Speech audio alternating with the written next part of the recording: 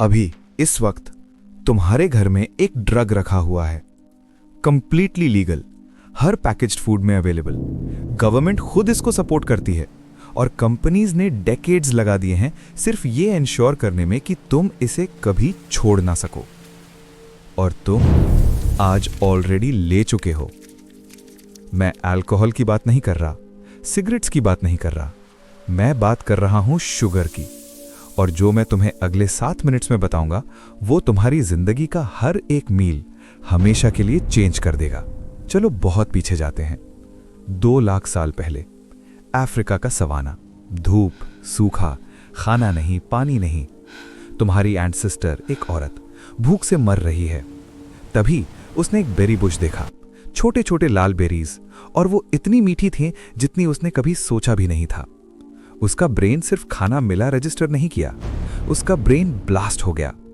Dopamine, वही chemical जो cocaine से रिलीज होता है, एक फ्लड की तरह आई उसके न्यूरॉन्स में, और उसके अंदर से एक आवाज आई, खा, सारा खा, अभी खा।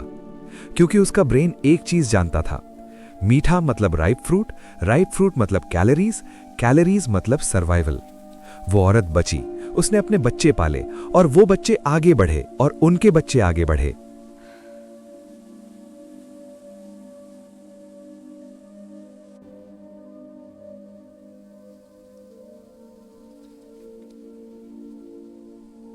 सीधे तुम्हारे तक।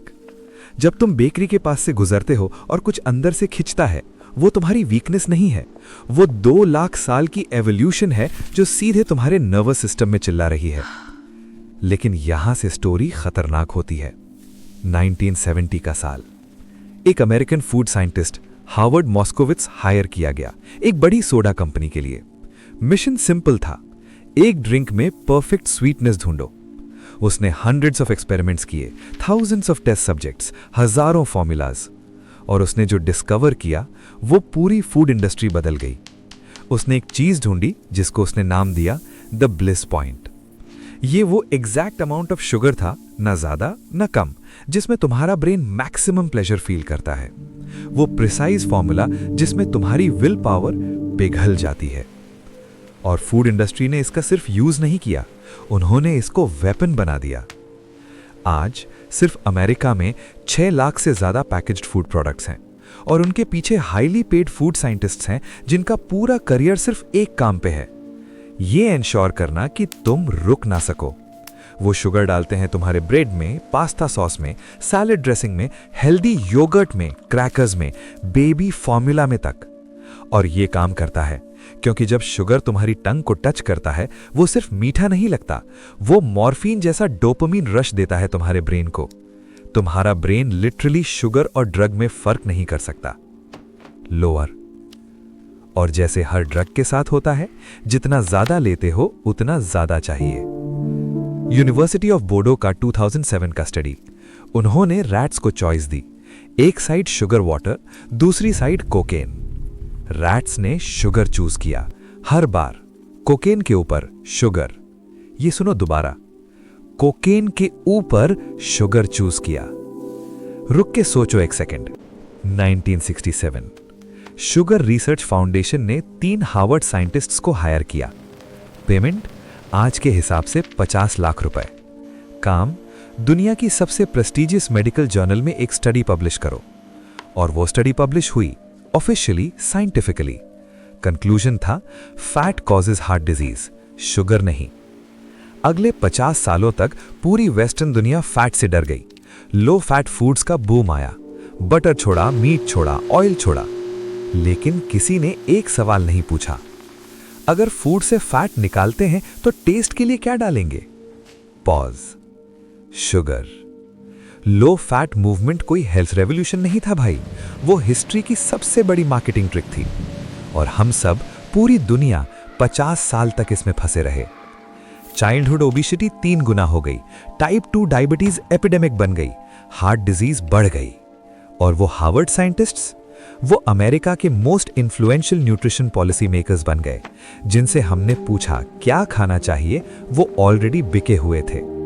अब मैं तुम्हें बताता हूं, अभी इस वक्त तुम्हारे बॉडी के अंदर क्या हो रहा है जब तुम शुगर लेते हो। जैसे ही वो टंग को टच करता है, एक सिग्नल फायर होता है ब्रेन स्टेम तक। तुम्हारा न्यूक्लियस अकम्बेंस, ब्रेन का रिवॉर्ड सेंटर, डोपामीन से भर जाता है। एक warm rush, pleasure, comfort, safety. फिर वो रुक जाता है और तुम्हारा ब्रेन, वो एंशिएंट सर्वाइवल ऑब्सेस्ड मशीन, उस प्लेजर की एब्सेंस को पेन रजिस्टर करता है। तुम इरिटेबल हो जाते हो, फॉगी, खाली खाली लगते हो, और सिर्फ एक चीज फिक्स कर सकती है वो फीलिंग, और शुगर। ये मेटाफर नहीं है, ये विल पावर की फेलियर नहीं है, ये एडिक्शन की न्यूरोलॉजिकल डेफिनेशन है। स्टडीज शो करती हैं कि शुगर विड्रॉल से वही एंजाइटी, वही मूड क्रैश, वही फिजिकल सिम्टम्स आते हैं जो ओपियोइड विड्रॉल में आते हैं।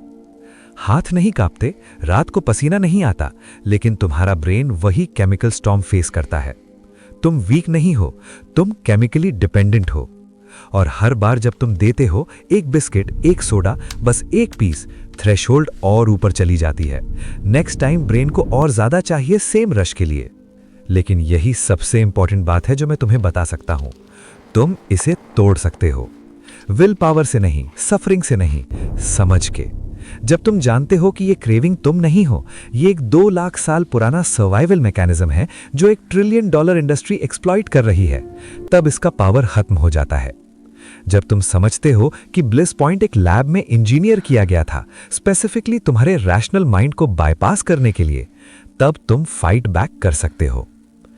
जो लोग सक्सेसफुली शुगर क्विट करते हैं, वो विल पावर से नहीं करते, वो अपना एनवायरनमेंट रिवायर करते हैं। काउंटर पे क्या है, फ्रिज में क्या है, क्या चीज ऑटोमेटिकली हाथ में आती है, वो चेंज करते हैं। पहले 72 घंटे मुश्किल होते हैं, डोपामीन रिसेप्टर्स चिल्लाते हैं, ब्रेन टैंट्रम करता है, और फिर कुछ एक्स्ट्राऑर्डिनरी होता है। खाना रियल लगने लगता है।